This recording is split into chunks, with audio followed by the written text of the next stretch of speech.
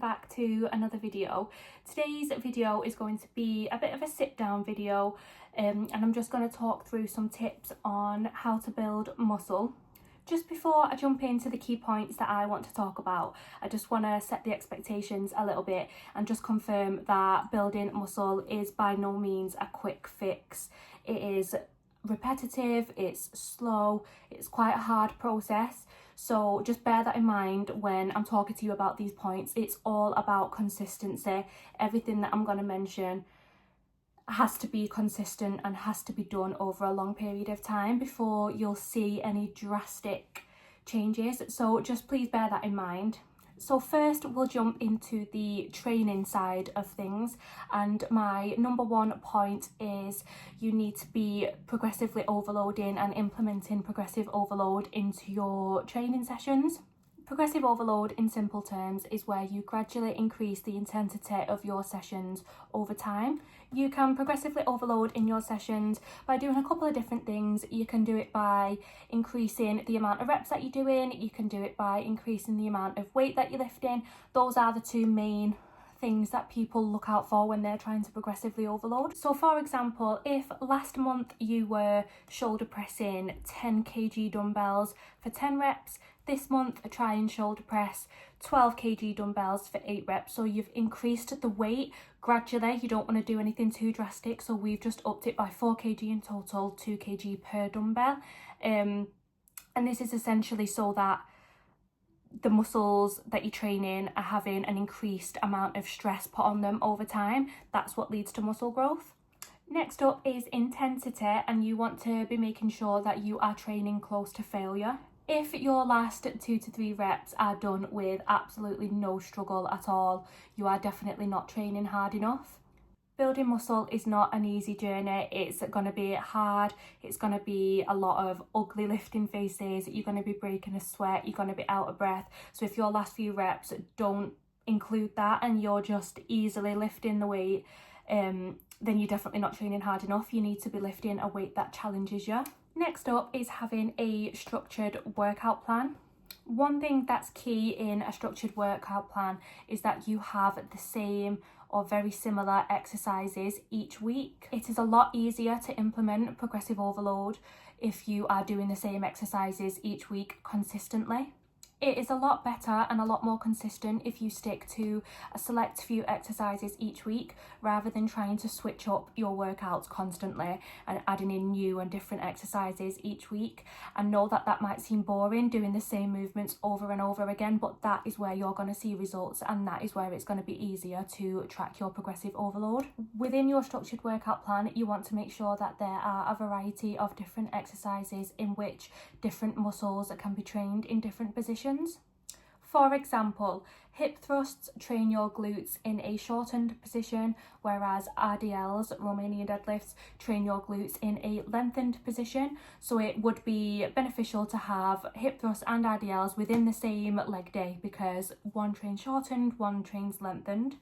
Different exercises target different areas of muscle. So for example, a squat would primarily target the glute maximus, which is the bigger area of the glute, and hip abduction machine would target the glute medius. So you've got two different exercises that are both glute exercises, but they target different areas of the glute muscles. So you just want to bear that in mind when selecting the exercises that you're going to use. You don't want 5 exercises in your leg day where its main focus is the glute max. You want to make sure there's a little bit of variety in there so that all areas of your glutes are being trained. Obviously, glutes is just an example that I'm referring to. It would be the same no matter what muscle group you're focusing on. And then the last point that I have on specifically your structured workout plan is that you want to make sure that you have your compound movements first in your session. Compound movements are where you have more than one joint and one muscle working at the same time. An example of a compound movement would be a bench press. You've got more than one muscle working. You've got your chest and triceps being worked during this movement. And then also, as for the joints, you've got your elbows and shoulder joints moving. Other compound movements include hip thrusts, squats, lunges, lat pull down, shoulder press. Compound movements tend to use up a lot more energy, which is why we say to do these at the start of your session so that you can do the compound movements when you've got more energy. And then your compound movements can be followed by isolated movements.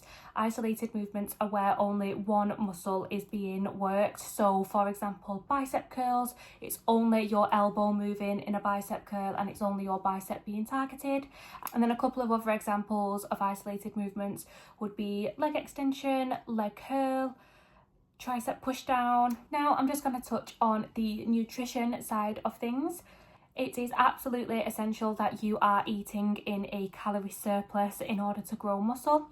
Being in a calorie surplus means that you are eating more calories than you burn each day. You could be doing everything correct in the training aspect of things. You could be implementing progressive overload, you could have a clear structured workout plan, you could be consistent, but if you are not eating enough calories each day, you will not see a difference no matter how hard you're training in the gym.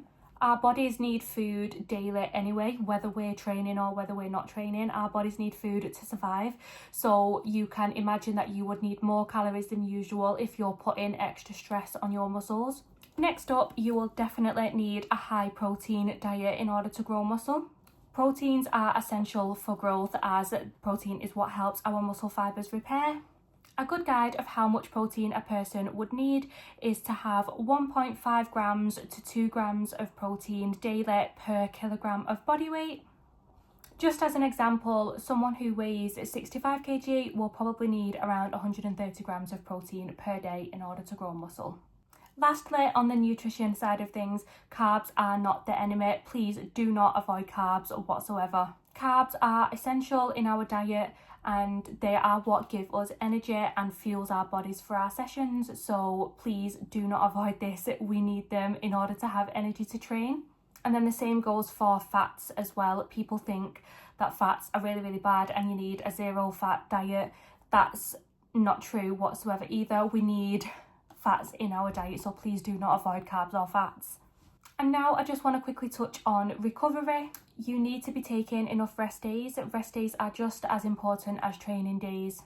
Your muscles need time to repair, so if you're training legs 3 days in a row or training 6 to 7 times a week and you're not getting the correct amount of rest, you won't see growth. This also means that you need to be getting a good amount of sleep per night as well. If you're training really hard in the gym and then only getting 4, 5, 6 hours of sleep, it's not giving your body enough rest. You need to be aiming for 7, 8, 9 hours per night.